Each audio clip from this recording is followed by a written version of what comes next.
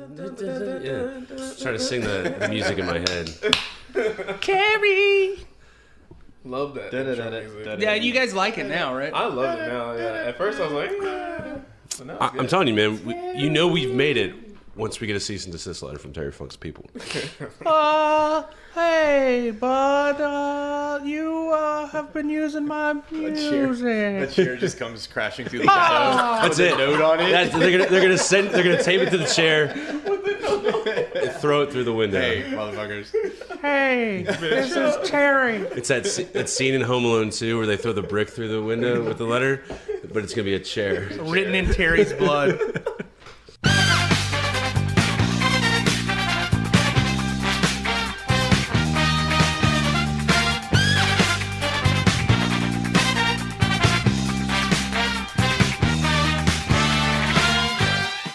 Hey, and welcome to $2 Steak, a pro wrestling podcast. I'm your host, Aaron Varnum. Joining me today, as always, Chris Tolbert. Yo.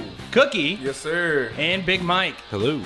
So today is a big day. We're recording on a Sunday. We usually don't record on a Sunday. We're usually recording... Oh, actually, I guess we do. It's later than normal because we are getting ready for a pay-per-view this afternoon. We're going to watch Money in the Bank together. We're hopefully going to be doing some cheap meat tweets during it. Yes. Okay, so just for clarification's sake, just wanted to make sure with our social media manager. We will be cheap meat tweeting. By the way, are you starting to put this on your resume that you are a social media manager? I have not, only because I'm not applying for jobs that it really matters. Oh, okay. But you could probably be working at a marketing firm at this point with your social media stuff, and we'll get into that in a little bit. How well we did on social media this week. So today, as I was getting ready, as a tradition, we get together for pay-per-views. We eat food together. Today, we decided to get some steak. I went to Walmart, got some steak, got a whole big, humongous cart of just stuff. And it wasn't just food. I was buying all sorts of things. I get to the self-checkout line. First mistake. There was like 15. I mean, this is a pumping Walmart. This Walmart is very, very busy. And I've got like 15 people behind me. I'm like checking out. I've got so much stuff in my cart. The total comes up, right? 150. That's a lot. Granted, I did buy some stuff, higher price stuff, not necessarily food. I bought a fan for the house and like little things here and there, and it added up. So I do my card, right? Standing in line, gonna finish it up. Card declined, and I'm like, oh shit. What is going on? Like I didn't know what was going on, so I did it again. People are starting to get in line. There's more people in line. There's 20 people behind me. I'm starting to sweat. Cold sweat beaming down my face. That's the worst. Oh. Did you have an emergency Xanax? Oh my God. I needed to take a Xanax because I'm having a panic attack. I'm like, I know there is enough money in my account to cover this. So I frantically, I'm in the line, and you can hear the huffing and the puffing of the people behind me. What is this guy doing? And I look at my phone, and apparently, fraud alert. They thought that I've never spent that much money at a Walmart before. They thought it was a fraud. They thought someone stole your card and went to Walmart. I had to tell my bank that I was not, identity theft, Aaron Varnum at the Walmart, guys. You should stop using your debit card. Use your credit card. Well, I lost all those things a couple weeks ago. So now I'm on a temporary card until I get my new card back in. Thank you, Mike, for telling me financial advice. Yeah, you're welcome. Two big events this week have happened. Mike and Tolbert's birthdays. Mike's coming up. It actually is going to be released on $2 Tuesday. Yeah. I didn't even think about that. Your birthday, $2 Tuesday, and then Tolbert's was last week. Yeah. So, guys, how was your birthdays? Happy birthday from $2 Steak to you. Yes, sir. Thank you. Mine was pretty good. Me and my old lady spent a couple days in Charleston. Your old lady's actually younger than you? All right, well, me and my lady spent a couple of days in Charleston. It was awesome. Ate and drank her faces off. Had an amazing meal at this restaurant called The Ordinary. And I spent half my mortgage on seafood and rum cocktails. and it was amazing. Wow. No Uber That's a lot. incidences. No Uber incidences because we could walk everywhere. It was great. So can I have you, just because I am the social media chairman of this podcast, after this airs, can you post the GIF of you throwing the toothpick? I was blacked out when I did that. I almost forgot. I definitely want to see I almost forgot. about Razor that. Ramon style. Yeah, he did a Razor Ramon toothpick flick, and I would love that to go on the Instagram. I'll put it and up as soon as we finish. I'm definitely wait till the podcast drops, so then people builds anticipation. And I will definitely put it on the Twitter. So, and I get this video of Tolbert trying to do a really bad Razor Ramon impression. So today for lunch, I did my normal Sunday where I go around the lake. Didn't shard again. Okay, good. So I went and I met Tolbert and his young lady Yeah. over at a restaurant, and we're eating. Tolbert informs me that his mother has officially listened to the podcast, Oh, no. and his mother is angrier than Mike's mother. Oh, no. So What not is allowed. going on? No. We are just wrecking family gatherings left and right with this podcast. Tell me, Tolbert, what did your mother say about $2 steak? Well, she had her episode? hand. I don't know. She's like, I've just listened to bits and pieces of each one. I'm like, no, don't do that. Oh, yeah, please don't do that. Oh, And she was like, you tell that boy to stop picking on you so much. She's like, I guess it's me, right? it has to be. It's gotta be you. I know you smoke weed. I just don't want to hear about it all the time.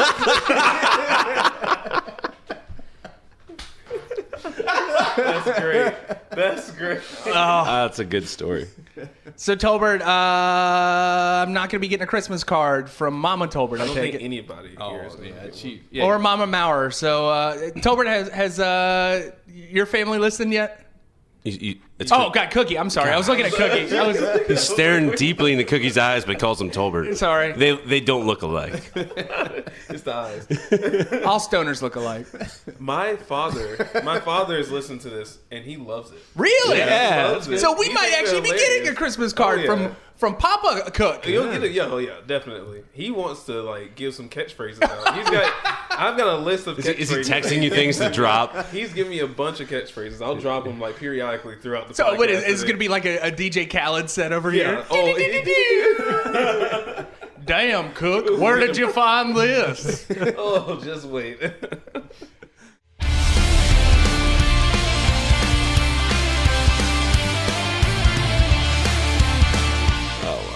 So here we go for the tie-up today. Guys, it's a little different this week. We usually are going over the past. And today we're actually going to be talking about the future of professional wrestling. And by the future, I mean AEW. I know that a lot of podcasts and a lot of people, a lot of news organizations in the professional wrestling world are talking about AEW. It is possibly a competitor for the WWE. Guys, with all the hype surrounding it right now, what do you think, what do you want to see out of AEW? Cookie, why are you giggling? I'm just looking He's at looking at his dad's catchphrases. one of them was magically delicious. That's Little how- Easter eggs. His dad wants him to drop Easter eggs on the That's what he podcast. hopes to see from AEW is just magically delicious moments. So I'll start off, I guess. And this is a shout out to one of our fan comments was that apparently I'm Storytime Mike because all I want is a good story. So thanks, Matt. Oh for my that God. one. I want good content. I want to be entertained. And you know, as it stands right now, WWE's letting us down a little bit. I feel like today's going to be good. I think, but overall, I just want like some continuity with a couple characters and a story that you can buy into. So consistency is what you want to see out of this. You want to see a consistent product that's got quality wrestling and quality stories. Yeah, because like we've talked before, for me, you know, it doesn't have to all be wrestling. It doesn't have to all be story, but a nice mesh between the two. And I think watching some of the YouTube videos and that sort of stuff and just reading about, obviously, they're going to be hyping it up themselves. I feel like this is the group that might be able to do that. I think so, too. I mean, I had that hope, and I've mentioned it before. I had that hope when TNA came out. That hope was squashed immediately when I kind of saw the product that they were putting out. Not necessarily the wrestling, but the storylines. ROH started coming out, didn't get the momentum. They had the wrestling, they had the talent. The storylines were very simple in ROH, and I think they didn't get that mainstream push that AEW is getting. Yeah. AEW's definitely got a... It's the backing. I think it's the money backing. It's got to be the money. Well, it's definitely the money, but you just know that there's something there when it's gotten this hyped and they've never done anything. Right.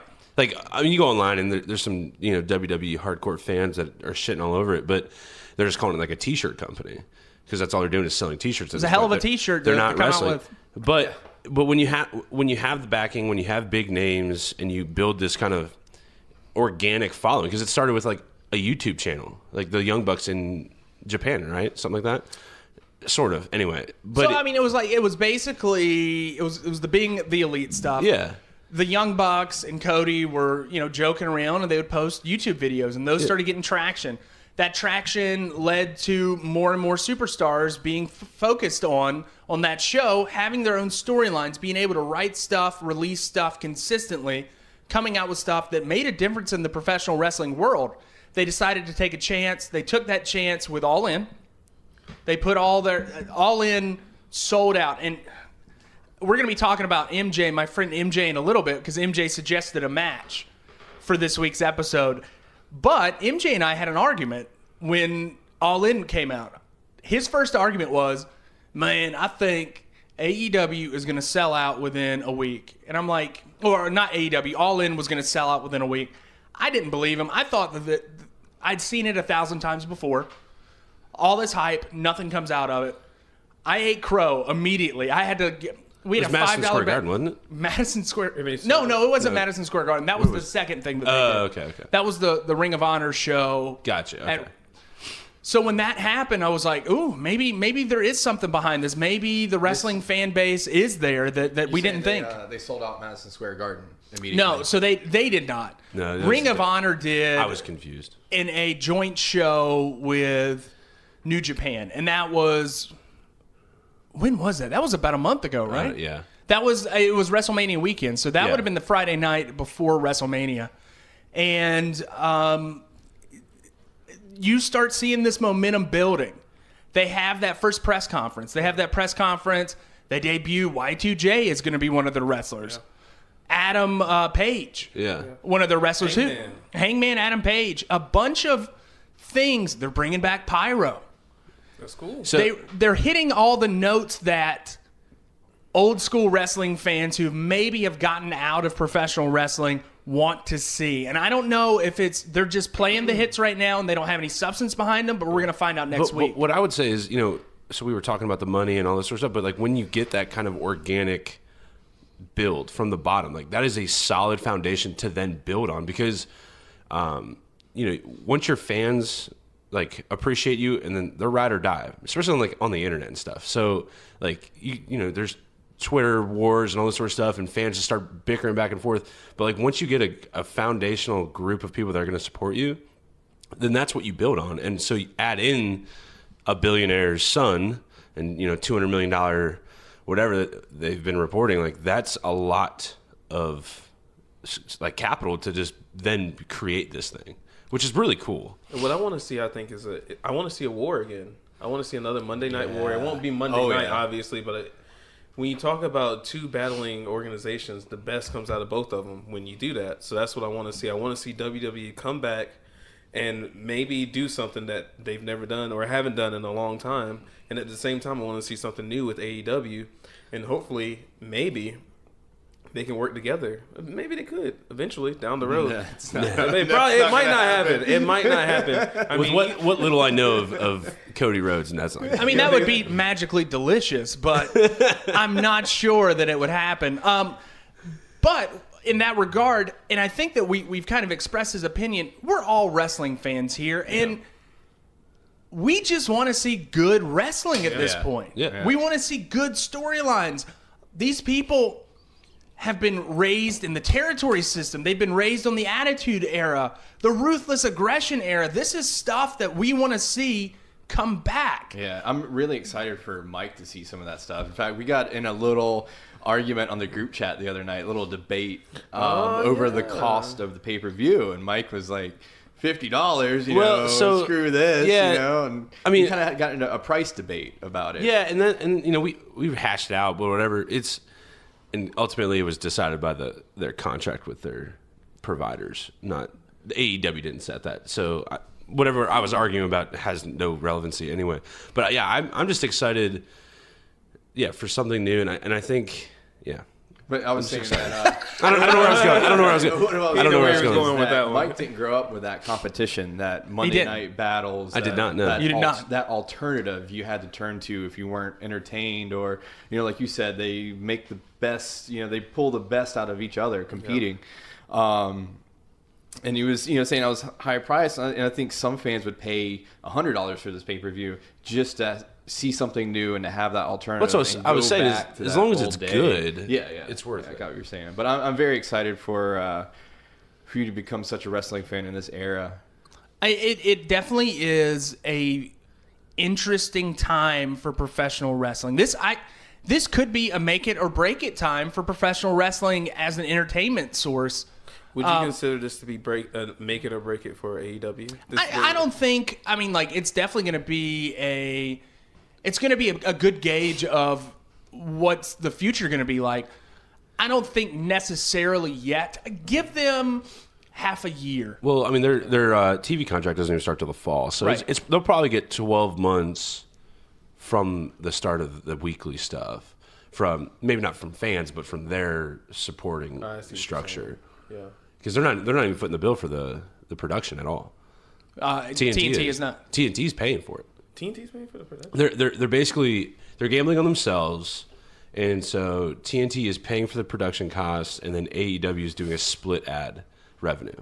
So they can make money if they do well and they start selling these ads. Right. Which is cool. I mean, that's where, we were talking on the price. It's like, I kind of like that, pound your chest, gamble on yourself, and succeed. And so I thought they were overextending themselves with a $50 pay-per-view. I thought that it should be cheaper to get a wider audience. We can go back and forth about this all you want. But, I think AEW guys have their heads on their shoulders, right? They've come out in public and said that they're not trying to compete with WWE. They're trying to, do their own thing and create content and wrestling entertainment in their own way, which is why they're doing stats and that sort of stuff. They're going to put a little more emphasis on that sort of kind of sports style. And then WWE on their side has been like, well, yeah, they're competition, but everybody's competition. Like the WWE guys are kind of towing that corporate line too. Like neither one of them is kind of like staring down the other in public. But back behind the doors, right. They want to fucking make WWE look so bad. And I hope they do. But here's the deal. In the end, even if they don't look, if they're successful and that brings WWE back up to a good time with their writing and their consistency with their booking, then maybe we won't be having this conversation a year from now. We'll be saying, holy shit, there is so much good wrestling to watch right now. This podcast is going to go on forever, sort of thing. Well, and it's already doing that because Jericho came out and said, he's like, hey, y'all can thank me. All the WWE wrestlers can thank me because now you're getting WWE's seeking you out and paying you a shit ton of money to do nothing because they don't want you coming here. And so I think that's kind of cool. Do you think... Yeah? Yeah, I know. Do you think WWE will be able to succeed and potentially beat out AEW, quote unquote, with the PG era? Do you think they would have to change that somewhat? At first, they're definitely going to, just because it's an established name, they're going to be beating them in the ratings for a while, I think. Oh, yeah. I think in the long run, it's going to be tough. And it's not necessarily the PG era. This is a different time around the world. It's not necessarily in professional wrestling. This is a different time in our society. Where you going with this? You're not going to have...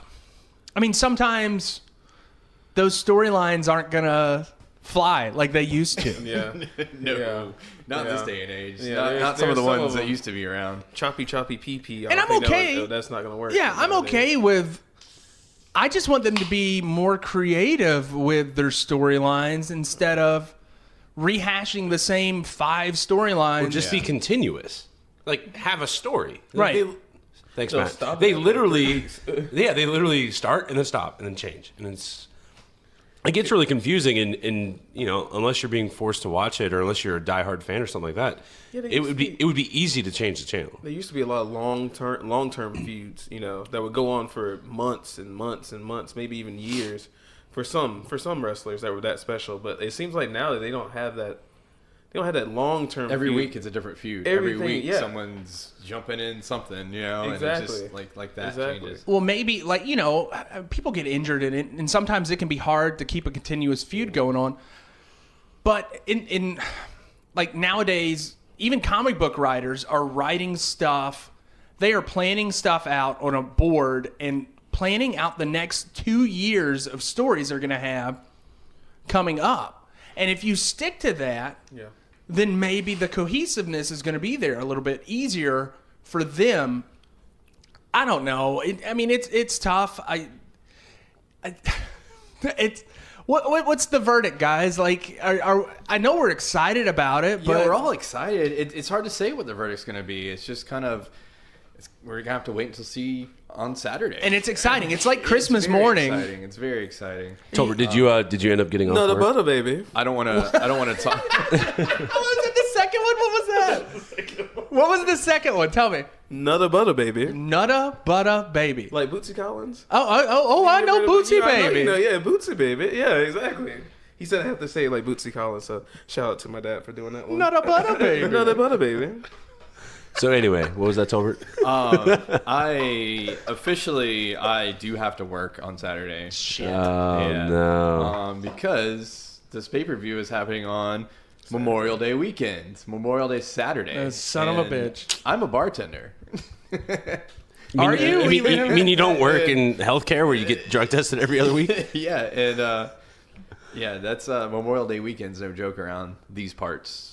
So. I understand. I mean, and Still we working on it. accept We'll it. see. We'll see. I might be able to give you my fire stick. You might be able to get on at the bar. I will totally stream it at the bar. Like, look, motherfuckers, we watching wrestling. Looking over your shoulder. I'd be like, sir, can I get another beer? Sir, hold on. Hangman Page is about to do something crazy.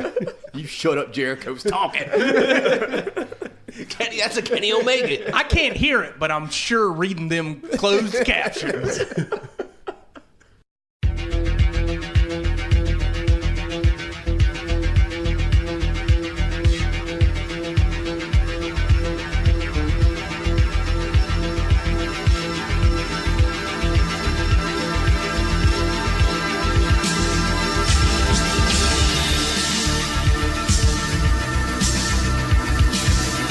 Our first matchup of the evening, the Greenhorn Big Mike. Mike, this match was suggested to us by Michael Jordan, not the Michael Jordan. 3? We're going over. In fact, his Instagram is I am not 2-3. It really is.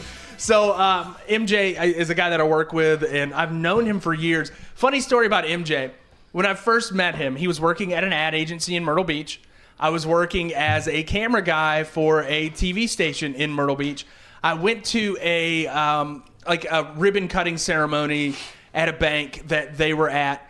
MJ comes up to me after the ribbon cutting ceremony and says, "Hey man, you the guy that has that Midnight Mayhem wrestling program every Saturday night at midnight?" And I'm like, "Yeah." He's like, "Man, I watch it every week, man."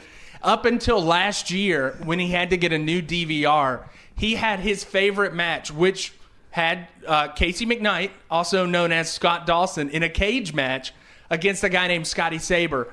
And Casey McKnight actually, he bled in that match, and it was a big deal. And that was his favorite match he had ever seen on our show. So he kept that on his DVR for 7 years. Shout out to MJ.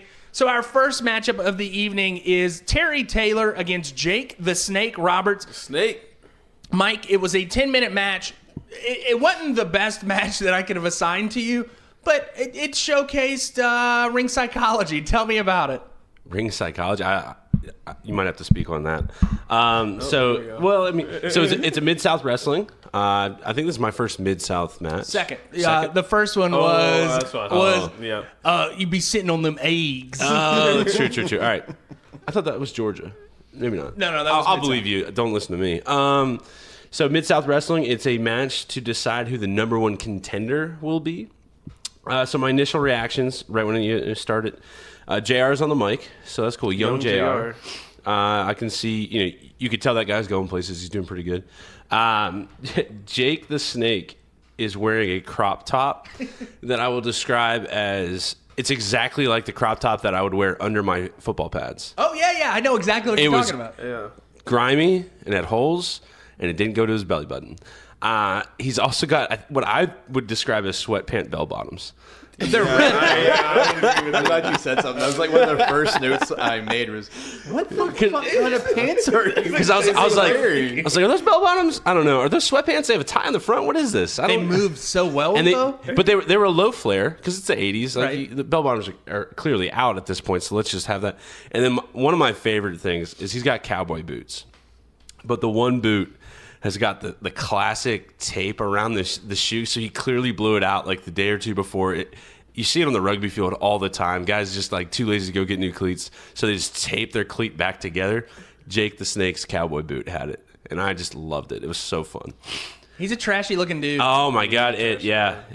That's exactly how it. Because he's got a Fu Manchu as well. Long hair, Fu Manchu. He does. This was before he was completely bald like he is now. Or I guess he's not completely bald, but this is when he was discovering. He's like, oh, shit. I'm going to let it go a little longer.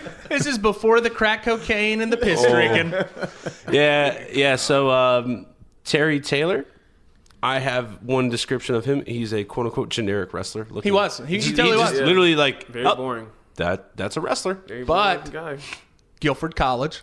Hey, that's the guy. Okay, yeah. Go Quakers. There it is. Jobber Jake the Snake did not play. No. I don't think Jake the Snake graduated high school. No.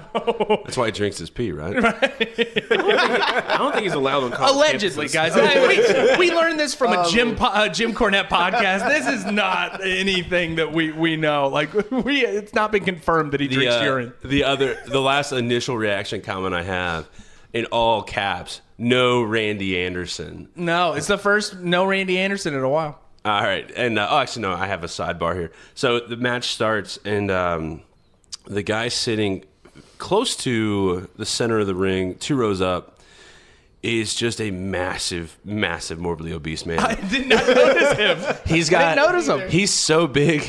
His tits are casting shadows onto his belly, and and that's why I stared at that for a little bit. And not to trash the guy, not to trash anybody who's overweight or anything. He's probably dead. But like everybody else in the crowd is cheering or booing and doing it, and this guy's just sitting there, just watching wrestling. I don't even know what I don't even think he. I think he was at the last event and he couldn't get up to leave, so he just stayed. He just stayed for the rest. Or he died and nobody cleaned nobody up. really knew. Yeah. Anyway, so no more fat shaming. Cookie is just.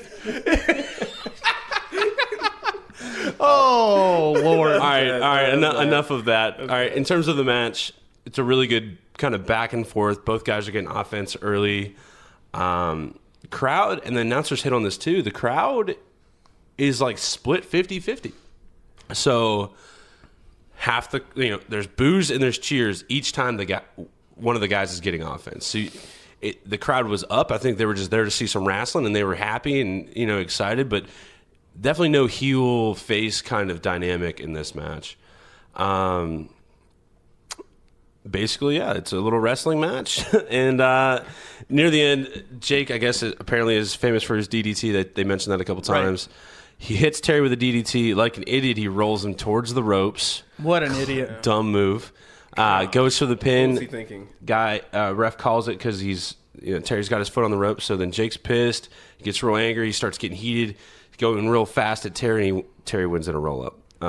Mix of boos and cheers. So it was a mediocre match. It was a wrestling match. So here's the deal. And I wanted to talk about this when it comes to Jake the Snake Roberts. He is not your traditional professional wrestler in the ring. Jake does little things here and there that would look sloppy if anybody else did it. He's taken an arm wrench, right? A standing wrist lock, and he's sitting down cross-legged, right beside the guy. Yeah. He's like doing little things. He looks really aloof in the ring. He's just kind of slithering around. I wouldn't call it lumbering. I like your term slithering there. I just got that one. Yeah, Jake the Snake. Yeah, I wouldn't call it lumbering, but yeah, he's kind of just like a big guy who's just kind of like he's tall and tossing lanky around a little bit. Yeah. And maybe he's not taking your traditional looking bump. He's like his bumps look weird. Like everything about his style is different, and it's interesting to watch. And it's just Jake. You can't really describe it any other way. It's just Jake. I was a little disappointed there wasn't a snake. I think this was before pre-snake. Yeah, this is pre-snake. Pre-snake. Pre-snake, Jake the Snake. How do you get the name Jake the Snake if there's no snake? I think he was just Jake Roberts in that, or was he Jake? No, the he was Snake? Jake the Snake. No, they call him there now. Maybe Jake he just brought this. Roberts. Maybe he just pulled a snake out for big matches. For big matches. Not a butter baby. Same mama, different daddy.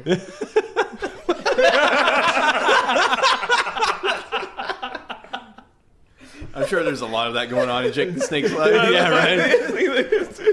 1000%. Jake's father, Grizzly Smith, he was a booker for Mid-South, right? Yeah. So if you hear anything, so Jake has he has a brother and a sister that are both in professional wrestling. And I think they're of different mothers. I think there's a lot of that going on in his life. So thank you, Tolbert, for bringing that up. That he was a womanizer as well, like father, like son. He's a troubled man. Yeah, you're telling me wrestlers in the 80s weren't doing a bunch of drugs and banging a bunch of random women? Yeah. We We are telling you that. Yeah, well, I pretty much assumed that was the case. So tell us a little bit about the social media. Oh, moving on to, we'll call it social media. It's more of the Twitter update. Big week in the Twitter world. You're so cheap. I'm going to call you out on this shit too. It's actually funny, I don't care. We can actually go back about the debate I had regarding this for the last couple of weeks. I've been thinking about it. Anyway, 46 followers. Now, that is 14 more than last week, and that doesn't even count the 3 we lost on Sunday/Monday. So that was a 17 follower gain. I'm pretty happy with that. Follow Back Friday, Mike. Tell me a little bit about Follow Back Friday, the cheap-ass tactic that you used to gain all these followers. There's this cheesy-ass thing I don't know if other communities do it, but the hashtag wrestling community definitely does it. And it's like Follow Back Friday, like if you like or retweet or blah, blah, blah us, like we'll follow you, you follow us. You followed 0 people. And so I distinctively and purposefully went through, and everybody's like posting these big long paragraphs or whatever, and I went through and found the ones that would follow back if you just liked it. Oh, so, you're a cheap and ass. I will say, Aaron's giving me a lot of shit about it, and it's fine. I'll take it. I deserve it. I liked 5 tweets. I got 17 fucking followers. Real? That was Get only off my ass, please. Crushed it. Off of 5. Yeah, okay. Maybe some of those followers were just trying to follow us because they actually listen to the podcast and enjoy it. They don't need to see cheap tweeting. So speaking of Twitter, guys, I'm so surprised that we didn't follow the Iron Sheik on Twitter this week. I didn't realize he had one. Iron Sheik has got the greatest Twitter account ever. I want to read my favorite tweet from him this week. It's going to put a date on, when we recorded Jesus, dude. Iron Sheik this week wrote, "The grumpy cat. I love her forever, but in pet heaven, she better not cheap shot of the Frankie beware, or else Frankie use beak to suplex her so hard, grumpy cat face look like the jabroni Hello Kitty. God bless the grumpy cat. I hope she has lots of the sex with the Lion King father." Are you serious? Iron Sheik wrote that. Did I just hear? All right, well, I can tell you, I just hear? That is terrible. And if you don't mind, I'd like to go into our best and worst of the week. Oh, sorry. Best and worst. He calls me out for being a bad host because I keep fucking up his segment only. This is Mike's time to shine. Yeah. I've heard from 1 or 2 people that this is the only segment they want to listen to. Oh, yeah. That would be your wife and your baby. And the dog. He speaks to me too. Okay. So our top tweet was, and I can't believe you would have jumped over this. So last week, Cookie had a Bull Nakano match, right? Oh, I forgot that this even happened. All right, yes. So I tweeted at Bull Nakano. That's her name, right? Yes. Yeah, boom. Yeah. Jesus Sorry. Christ. And I said, in honor of us reaching our... Oh, never mind. Sorry. Different one. This is the top. bad now. This is the top at. Sorry, I said, hey, we had our first women's match. Thought you'd like the picture because Travis Thornton sent us this awesome artwork of her just ripping the Medusa's head off. Yeah. That only got 80 impressions, but it got 19 engagements, which means they clicked on it or whatever. Yeah. So that's a 24% rate. Bull Nakano herself liked the tweet. That's right. And then Larry, our teammate, wrote he would enjoy Bull Nakano running over her. It's some weird sexual thing. Larry's a little kinky, but she liked that one too. She liked that one too. All right, so that was our top our top mention. Our top original tweet was actually this was an Aaron tweet, and he said that in us reaching our milestone of 32 followers, Tolbert would remain sober until the next taping. I read that. At a happy hour. That, of course, did not happen. But we got 423 impressions on it, 22 clicks. Oh, no shit. 22 clicks. That really bad... Terrible, yeah. It's because you hashtag SmackDown Live, so you get a little bump there. So that was great. Runner-up, again, another Aaron tweet for the top original tweet. He created the Thank God It's $2 Tuesday. TGI $2T. Except when he tweeted it out, he did it wrong. I don't know how I fucked that up. I really don't know. I put an @ sign in there somewhere. Instead of the 2, and it just messed up. So I did it right on the Facebook, which I run. Yeah. And anyway, that did okay. So that was the runner-up. Worst original tweet. I'm going to give us some props. Me and Aaron have been cheat meat tweeting Raw and SmackDown. You know, he does a couple tweets throughout the week. I do a little bit more. Not really any bad ones, and our impressions are up into the hundreds for most of them. So So no worst original tweet of the week. Worst @ of the week. I tweeted at Dirty Dutch Mantel and Jim Cornette. Oh. And I got, no joke, 15 impressions. So that means that it showed up on the screen of 15 Twitter individuals. There's millions of people that use Twitter. We ourselves have 46 followers, and it only showed up on 15. Poor Dutch Mantel. I listened to that episode, though, on the way back Yeah, from it was good. Charleston. That's all I was It was a great episode. I was sitting there smoking my ham for my birthday picnic yesterday. I was like, let me tweet at this guy, see what's up. And nothing. Like, literally nothing. Like, I might as well just deleted that tweet. He has a great interview with Dutch on his last podcast of his own. It just sounds like two old guys talking on the phone. And it is, catching up. And it totally is. Well, and Dutch does the classic Tolbert where he talks away from the mic all the time. I'm getting better. No, you're not. I've seen you look away from that mic 13 Aaron's had to point at you 3 times already. Once. I don't know that once. All right. Anyway, that is the Twitter update of the week.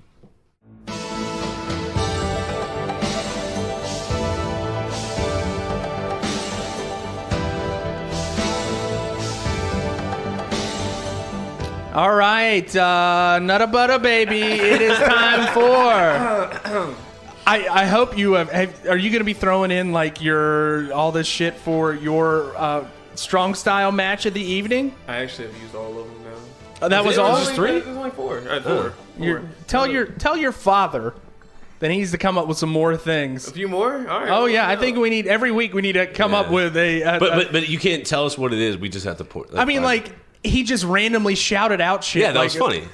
But we don't want to know what's coming. Same mother, different child. What was this? Same mama, different daddy. Okay, same mama, different daddy. All right, so for the second match of the evening, strong style with Cookie, it is Ultimo Dragon against Rey Mysterio. And last week I had mentioned that this is a WCW match.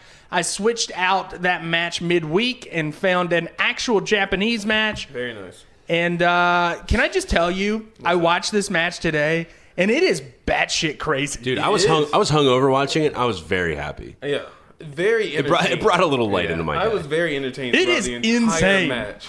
So Ray starts off with promos apparently. If that's what you want to call it.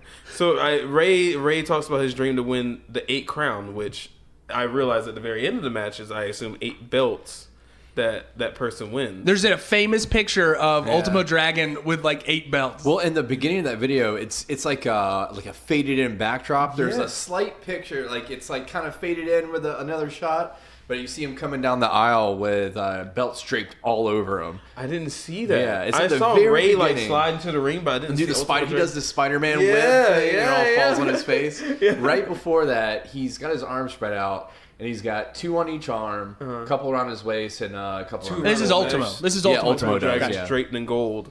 So Ray talks about his dream to win the 8 crown, and Ultimo Dragon does his promo, and he talks about God knows what because I don't understand Japanese. You don't speak Japanese? Don't speak Japanese, so I have no clue. And that was like what 4 the hell minutes he's of the talking video. I was like trying to fast forward. Yeah, through that's it. why I try to give you guys short matches, and half the time it's just weird promos beforehand for the Japanese ones. Yeah, and paint a little picture for everybody out there. Ultimo Dragon is dressed like a dragon.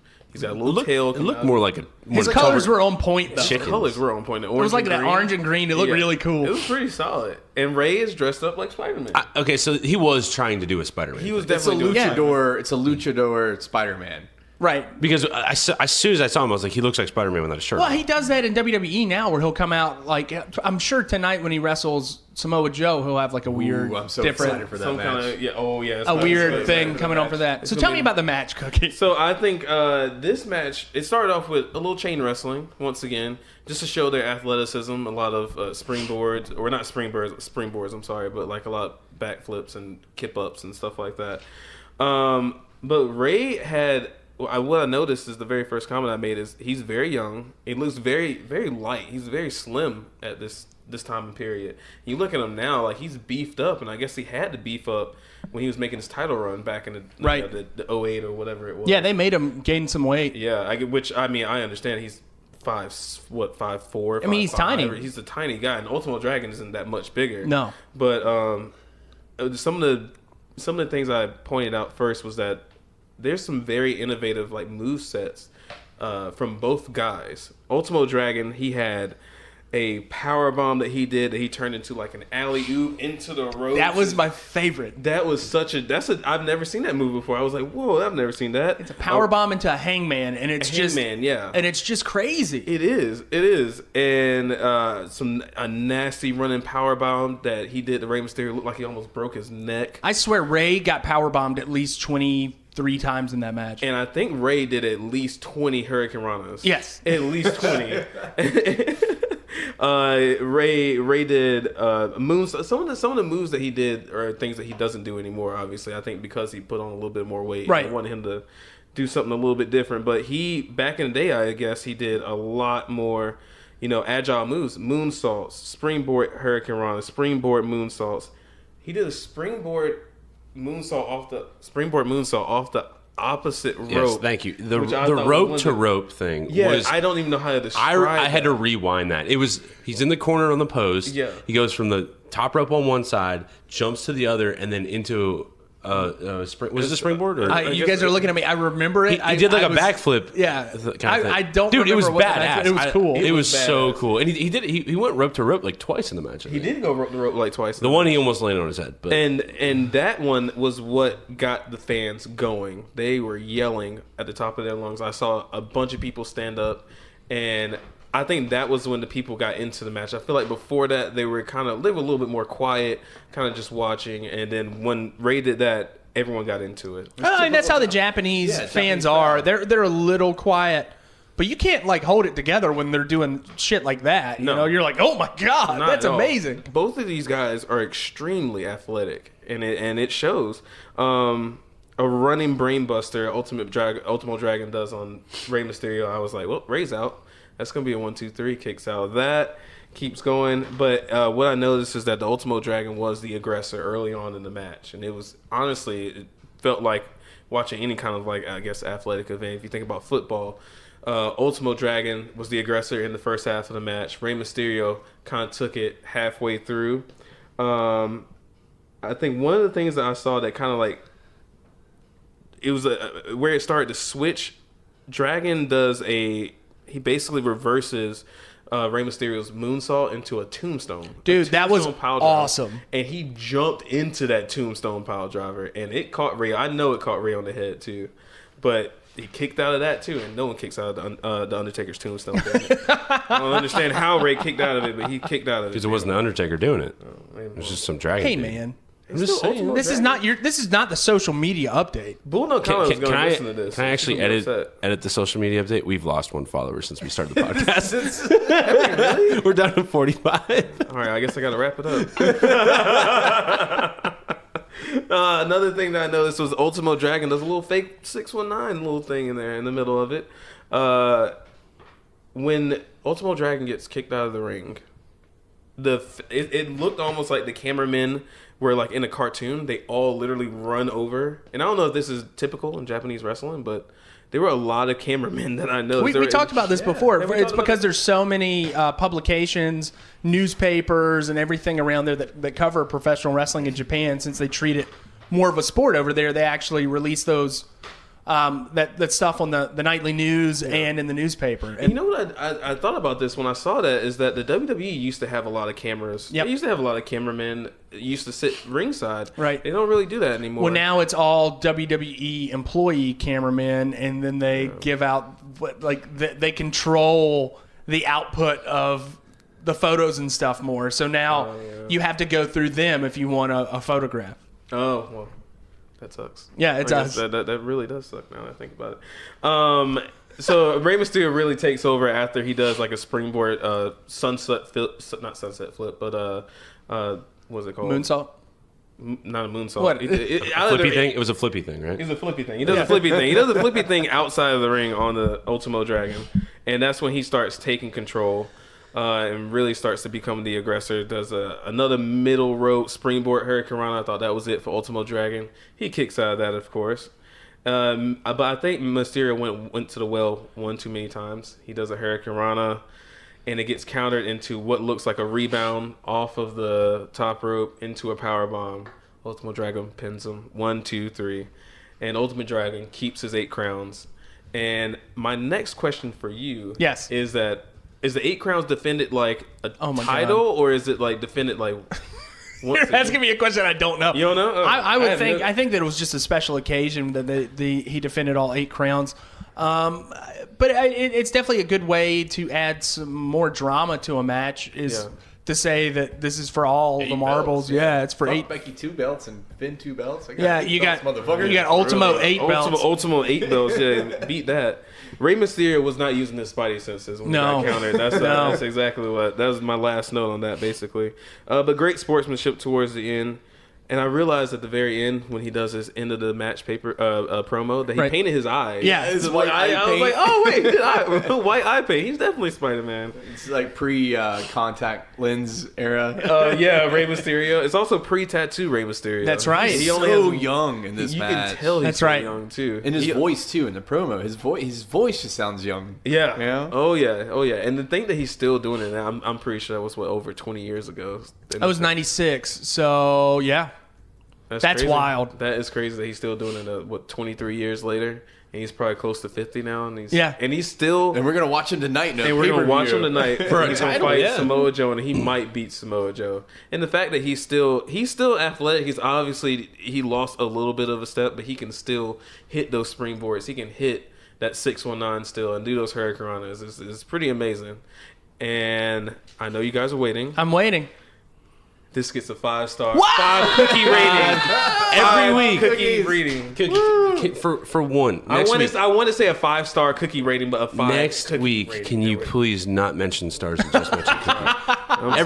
Ever since the inception of the cookie rating, he has botched it every week. Botched it every week. And Botch mania, right? You know what? Here, I made another note that Ultimo Dragon botched an Irish whip, which I've never seen before. He botched an But Irish he is a whip. badass still. He is still a motherfucking God, badass. dude, that match, Ultimo Dragon, like there was something about his costume, that as a kid I was like, that's really cool. I loved Ultimo. So I just enjoyed watching that, and I hadn't seen him in Japan. Mm-hmm. And watching those two go together, that was magic, dude. They have a good chemistry, and you can tell that they have a really good chemistry together. I'm excited about your match next week. Oh boy, it's a little bit. I think you'll be excited about it. I think I realized that I love matches where I don't know who's gonna win. Right. Bull Nakano. The reason why I didn't give it 5 cookies. God, I did it again. Oh my God. Again, the reason why I didn't give it 5 cookies was because Bull Nakano is magically delicious. And she is, oh my God, another butter, baby.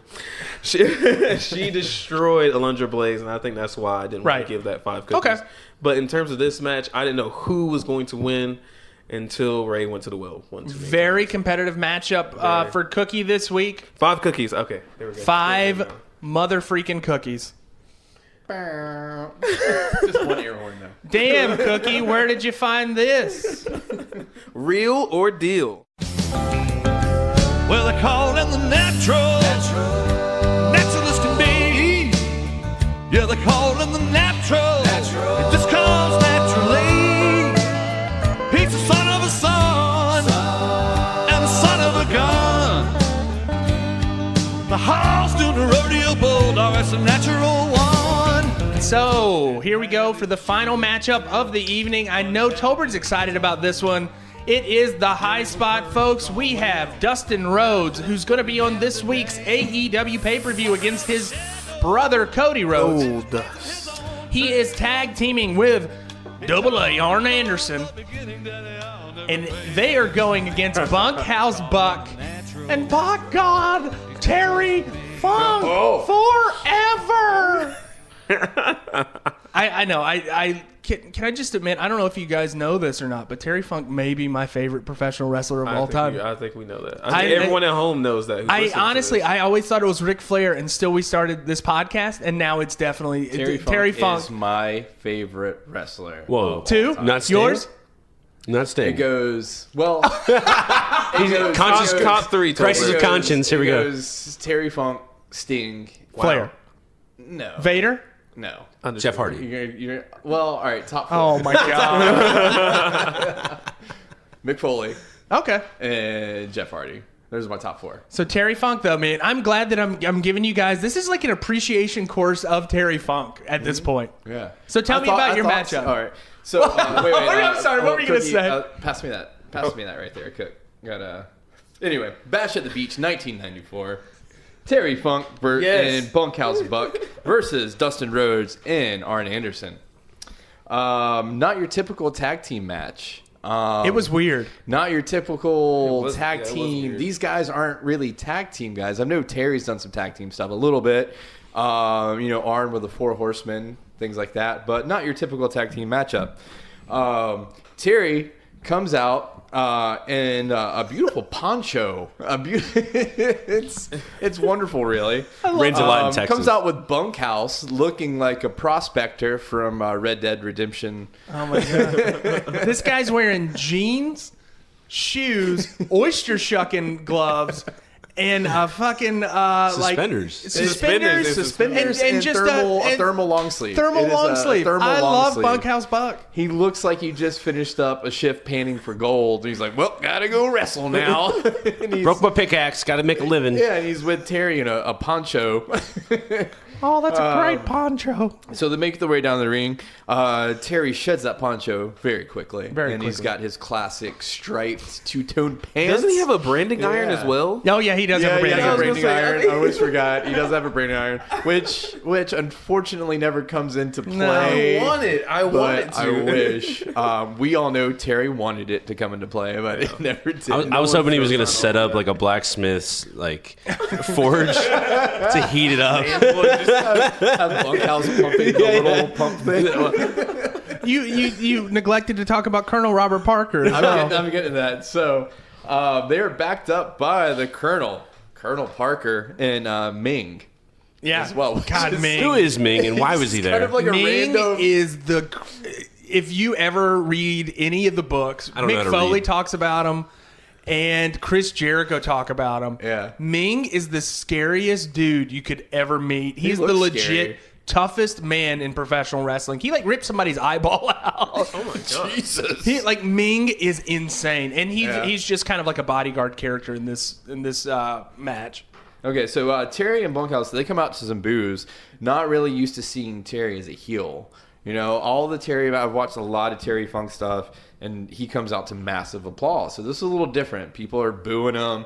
People are booing Bunkhouse. They're obviously the heels in this match. So they make their way to the ring. Dustin and Arn come out.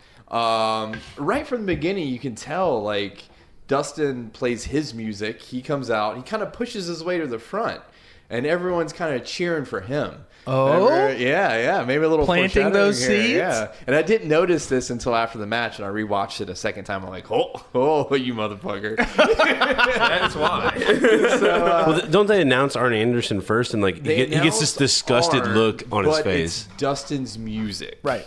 And they come out together to huge applause. Everyone loves Arn. Everyone loves Dustin at the time. I mean, everyone's always loved the Rhodes family, but everyone loves them. Anyway, they make their way down to the ring.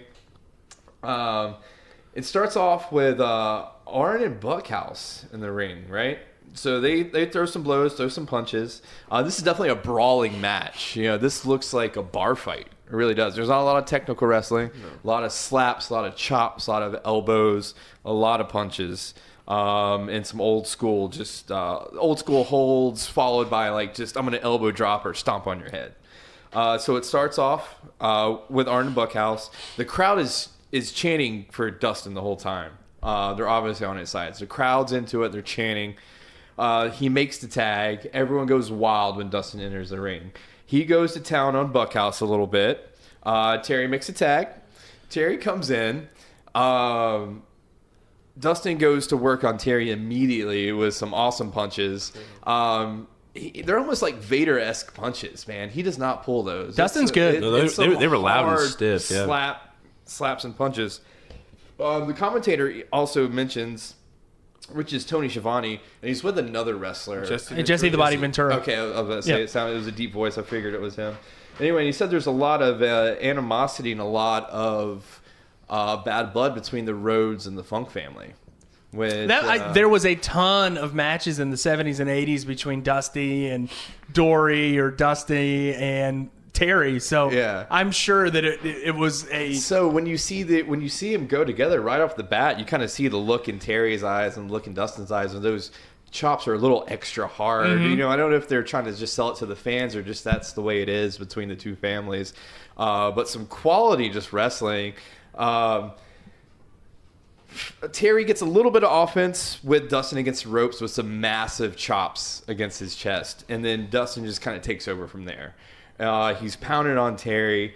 Right when they make the tag, he does this little punch to Terry, and the way Terry sells everything in this match is just phenomenal, amazing. He'll take 15 steps around the ring, stumble. I love him, man. He does. It's like a Texas dance. His legs get wobbly. It's one would say it's just borderline, just almost too much, but he just cuts it off right before it's too much, and he sells it perfectly.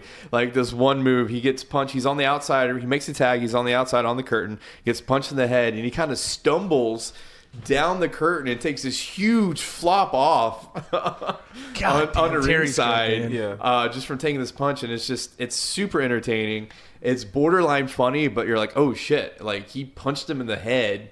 And I'm laughing. He got his bell rung. Yeah. But I laughed my ass off. Slapping your knee, going Terry. The way Dustin is delivering those punches, it looks like, oh shit, he got his bell rung. Let me see. Let me get back to my notes here. All right. So Terry gets back in the ring pretty quick. Gets some massive chops, a little bit of offense in. This point, there's a little bit of ref distraction, a little bit of the other guys standing on the outside going in on their partners and stuff like that. So it picks up when Dustin Irish whips Terry into the ropes, and he ducks, and Dustin does this beautiful flop through the ropes on the outside. That was of the wild. ring. He flew awesome. 10 feet. Just the way he moves his body. And like you said, how far he goes out of the ring is just amazing. The whole crowd goes wild when that happens. He does land in a pile of confetti. Who was from Johnny B. Bad earlier. And Jesse the Body Ventura is like, Johnny B. Bad. He's cursing the confetti. He's like, look at this trash they're wrestling in. Just so mad. But yeah, beautiful. He just sells it beautifully as it flops out of the ring. Terry jumps out, goes back into him. There's this funny part where Arn goes to check on his partner and Terry just gives him the fisticuffs kind of moves, and Arn just backs off, throws Dustin back in the ring. At this point, Terry gets a little offense. He does this beautiful neck breaker Dude, that neck the breaker reverse, is great. it's a Yeah. reverse Reverse, neck breaker, and like I don't know, you just see Dustin's neck just like bend Yeah. and snap. He sells that beautifully. That was the one move I was watching it and I went, that would suck. Yeah. it's Such like it hurts. Like, there's no way to Yeah, not yeah, take yeah. that where Well, your one head for just Terry, jams. You got to fall straight on your ass. Yeah. And then for Dustin taking it, you're taking that impact to your neck. I mean, it's almost like a stunner, and yeah, it's like a reverse stunner pretty No, much. but he's like in full on neck Right. extension, Right. and then taking a shearing load to distract it. And It's then just so, it follow looks that like it up. hurts. Yeah. And then he follows that up with a tombstone. Would you call it a tombstone because it's a reverse? Undertaker does a tombstone where he has the guy they're usually facing him. No, that was a pile driver. Pile driver. That was a pile Yeah, driver. pile driver. It was like a really slow, Really seated slow. pile driver. I love Funk's DDTs and his pile drivers Yeah. because he look holds it the guy for hurt, like that man. extra second. and it's And also, Dustin's so big.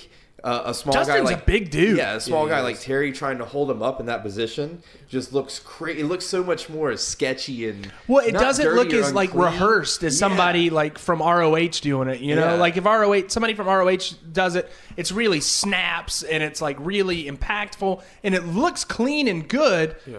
But that's not how it's going to look in a real fight. If Terry's doing it, Terry does it in a different kind of way that it does look more natural. Yeah. I and just more love it. nasty too. Yeah. in Love it. my That's why he's opinion. one of my favorites, just Yeah. because the way his moves look. Anyway, that leads to a 2 count. He kicks out. So Dustin goes on the offense again.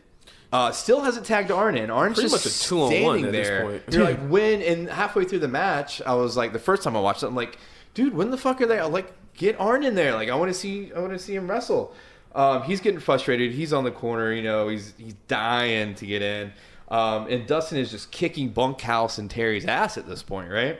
So he finally tags Arn in. Wait, before I get to this part, Dustin does have some beautiful offense with some Rhodes elbows. Yes.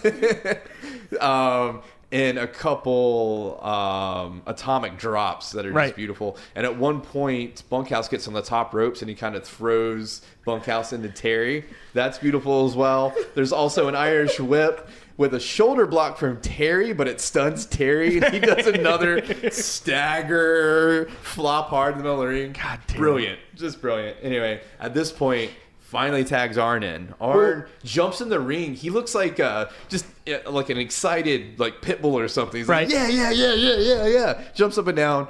Fucking DDTs the shit out of Dustin, his own fucking tag team partner, right? Just beautiful DDT. Bam. Fuck you. Pulls Terry onto Dustin because he's, had all kinds of shit done to him. Drags him over. Ref turns around after being distracted. 1, 2, 3. Terry Funk and Bunkhouse win. And Arn celebrates with him. I love And it. Arn celebrates with him. And at this point, the crowd's kind of confused, but they're excited from what they just saw, but they're also kind of confused. There's some mixed boos and cheers. And at this point, the Colonel and the three of them stretch Dustin out, and they start stomping on his hands and his arms. And I love these old school moves where they used to just like do something like that. You after go for a extremities, match, yeah. And then they'd sell that for the next couple weeks. Like, they attacked him afterwards. He's got that arm. They stomped on so much afterwards. Got a cast on it or And then whatever. they pretty much just stomped the shit out of Dustin in the middle of the ring before they exit. But great match. I don't know the context of the storyline, and I don't really either. but I'm sure Arn teamed up with them for Right. a few weeks afterwards. And I think it was pretty neat. It was almost like an M. Night Shyamalan film where you didn't that see nice that twist happening at coming the in. end. And once that twist happens and you watch the match over again, you can see them teasing it throughout the match. When Arn comes in to Arn never touches anybody else from that other team. He goes in. Him and Bunkhouse have a couple of lockups real quick, Right. But the way they book this show, like they knew the crowd was going to go crazy over Dustin, Yeah. Right. and they did, And he was the hot immediately. shit at this point. Yeah, White hot. yeah. And he was a babyface, man. Like that, people love Dustin. He's a good looking kid, and like he's young. And this was like the second coming of his father. Yeah. Basically. And putting him with Arn, and after this, they had a really cool feud. Dustin and Arn did some stuff together that was really good. But having him with Arn brought some legitimacy to Dustin. Arn being one of the greatest professional wrestlers of all time, putting him against Terry Funk and Bunkhouse Buck, who are not slouches in the ring. This was definitely a character building and legitimizing Dustin's character and wrestling credibility at this time. Absolutely. I think there's one spot that I really want to talk about. The spot where Terry Funk pins his own tag team partner, which I thought was hilarious. Because he's doing all these staggered moves and everything. Yeah, at one point, because Dustin's just going to town on everybody. And at one point, Bunkhouse and Terry are in the ring, and he's thrown them together a couple times. I think it's right after he gives the Rhodes elbows. He gives him the elbows, and Terry acts so confused and stunned, he tries to pin Bunkhouse. And I don't know if he meant to do that. Oh, yeah, he did. It was great. It was amazing. Terry Funk. Total Funk move. Bunkhouse sells some great Bunkhouse moves is very underrated. Yeah, he looks like he's very good. When he gets hit, when he takes one of those punches to the forehead, he looks like a drunken prospector in a bar fight. He's like, there's a snake in my boot. He flops around, and I miss those deep characters. You know what I mean? They really sold it and stuck to it, man. All right, so now is the time for one and all to gather around your radio set. Folks, it's time for the HIGHKu. Give me your 575 for this matchup, Tolbert. All right, here we go. Oh, it was a little tough, but How was this tough? I grinded it out. All right, here we go. Orange just wants to have some fun. Wait, that's Wait a minute. Hold on, let me start over. Five-star, cookies for this HIGHKu already. Let me start over. Orange just wants some fun. Funk, on a steel chair he rides. Should have made that tag. One more time for emphasis. All right. Orange just wants some fun. Funk, on a steel chair he rides. Should have made that tag. Oh. At one point, Terry does grab a chair. Oh, no, it never comes into play. It never comes into play. I think Terry just has to know it's there. It's a security blanket. It doesn't necessarily come into play. Terry has to know it's there. Terry cuddles a chair at night. God, I do love Terry Funk. Holy cow. You think if Terry was at Walmart and his debit card got declined, he would look for a chair for comfort? Honestly, he would probably be the most stand-up, nicest guy about it, to be honest. He's stand-up nice guy, that Terry Funk. Except when he bites your head when you're bleeding. Or hits you with a chair. Or throws a chair into an audience of random Japanese people. Well, that's after he clocks in. Yeah, that's right. Actually, Tony Schiavone makes a comment. He makes two comments. One saying how nervous he is sitting ringside when Terry Funk is wrestling. And also that, what is it? It's Terry Funk will wrestle. He'll have a wrestling match, and he'll be in the ring if it's nearby. It just so happens. Oh, there's a ring nearby. Let's wrestle. All right, so that will do it for this week's episode of $2 Steak. Guys, so next week we've got some interesting matchups. Episode 10. Woo! Episode 10. It's a big deal, folks. Big one. We made it. Motherfucking episodes. Hopefully we have 50 followers. We committed to something for 10 weeks, guys. Golly, man. Not sobriety, I can tell you that. For Greenhorn Mike, you've got the Steiner brothers against the Heavenly Bodies, which I am very excited about. That's a good match. The Heavenly Bodies, that's Dr. Tom Pritchard. So that's Bruce Pritchard's brother, Dr. Tom Pritchard. Okay. They have wonderful hair. And Gigolo Jimmy Del Rey, who is the ugliest dude you'll ever see. For Cookie, you have an interesting matchup. You have Kushida against Prince Devitt. That's Finn Balor. That's Finn Balor's music. Yes. So you actually have a match with your boy Finn Balor. Yeah. And That's Tolbert, going to get 5 stars or cookies.